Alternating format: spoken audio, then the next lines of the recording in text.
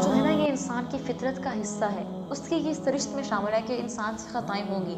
जब कभी भी आपसे ज़िंदगी में गुनाह हो जाए ना, तो आपने ये नहीं सोचना कि मेरी ख़ताएँ इतनी ज़्यादा हो गई हैं, अब मुझे अल्लाह से बख्शिश नहीं मिलेगी। मैं तो रिपीटेडली इस गुनाह को करने वाली हूँ, मुझे अल्लाह की बख्शिश नहीं मिलेगी। ऐसा कुछ नहीं सोचना, बल्कि अल्लाह ताला ने कुरान पाक में गुनाह करने वालों के लिए एक तसल्ली रखी है। वो लोग जो अपनी जानों पर गुनाह की वजह से जुल्म करते हैं या ज़्यादती करते हैं, अल्लाह ने उनके लिए एक खुशखबरी रखी है, एक तसल्ली रखी है। वो क्या है? अल्लाह ताला कुरान पाक में फरमाते हैं, ला तक़नतू मिन रहमतिल्लाह, कि मेरी रहमत से मायूस ना हो। क्यों? इन्नल्लाह यग़फ़िरुज़्ज़ुनूब जमीआ, कि बेशक अल्लाह ताला सारे के सारे गुनाहों को माफ़ करने वाला है। जब भी आपसे गुनाह हो जाए, जितनी मर्ज़ी दफ़ा आपसे गुनाह हो जाए, जितना बड़ा गुनाह हो जाए, आपने इस आयत को अपने ज़हन में रखना है, इस तसल्ली को अपने ज़हन में रखना है।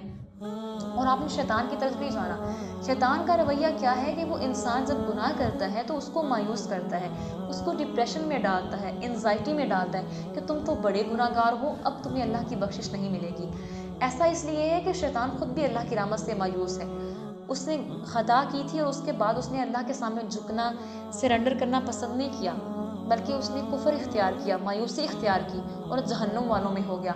अब वो इंसानों के मामले में यही चाहता है कि इंसान अल्लाह की रहमत से गुनाह के बाद मायूस हो जाएं, ताकि वो कभी गुनाह से ना निकलें और फिर वो मेरे हम पल्ला होकर जहन्नुम में पहुंच जाएं। तो आपने शैतान का जो मिशन है ना, उसको समझना है और कभी मायूस नहीं होना, क्योंकि मोमिन जो है ना, वो कभी मायूस नहीं होता। ईमान वाला जो इंसान है वो कभी मायूस नहीं होता। मायूसी जो है ना, ये एक अंधेरा है और अंधेरे में हम कभी गुनाह से नहीं निकल सकते। मायूसी के साथ हमें शैतान की हिमायत हासिल होती है और शैतान तो हमें जो है वो बेहयाई और बुरे कामों का ही हुक्म देता है। लेकिन अगर हम तौबा करते हैं तो तौबा से हमें जो है अल्लाह की हिमायत, अल्लाह की मदद हासिल होती है, फिर हम गुनाह से बाहर निकल आते हैं। लेकिन आपने ये याद रखना है कि आपने जो अल्लाह की ये खुशखबरियाँ हैं ना, गुनाह को जारी रखने के लिए इन खुशखबरियों को इस्तेमाल नहीं करना कि आप ये सोचें कि मैं अब तौबा कर लूँ, फिर बाद में फिर गुनाह हो गया, फिर आप ये सोचें कि अच्छा चले कोई बात नहीं है, गुनाह कर लेती हूँ, फिर बाद में तौबा कर लूँगी। ये रवैया इख्तियार नहीं करना, इससे आपको तौबा फ़ायदा नहीं देगी और इसके साथ कभी गुनाह भी नहीं छूटेगा।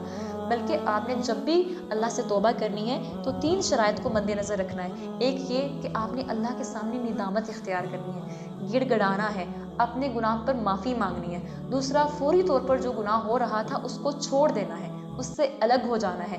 वो सारे रास्ते, वो सारे मीन्स जो आपको गुनाह की तरफ लेकर जाते थे, वो आपने तर्क कर देने हैं। और थर्ड एंड लास्ट वो ये है कि आपने पुख्ता इरादा करना है कि आइंदा मैं ये गुनाह नहीं करूँगी। इसके बाद भी कभी नफ्स आपको फिसला दे, गुनाह हो जाए, फिर आपने तौबा करनी है। लेकिन इन शराइत के बगैर अगर तौबा करेंगी तो वो तौबा फ़ायदा नहीं देगी, ना ही वो आपको गुनाह से बचाएगी। तो तौबा करनी है, शैतान के झांसे में कभी नहीं आना, वरना कभी गुनाहों वाली ज़िंदगी जो है वो ख़त्म नहीं होगी। और जो अल्लाह की रहमत से मायूस हो जाता है, उसके पास कोई ऑप्शन नहीं होता आगे बढ़ने का, उसके पास अपनी इस्लाह का कोई ऑप्शन नहीं होता, उसके पास खुशखबरियों का कोई ऑप्शन नहीं होता। उसकी ज़िंदगी जो है ना, फिर एक अंधेरे के अंदर ऐसी बन जाती है कि उसका ईमान भी आहिस्ता आहिस्ता उससे निकलना शुरू हो जाता है, गुनाहों के अंदर वो धंसता ही चला जाता है। इसलिए आपने ज़िंदगी में मायूसी की बजाय उम्मीद को पकड़ना है, क्योंकि उम्मीद अल्लाह की तरफ से है और मायूसी शैतान की तरफ से है।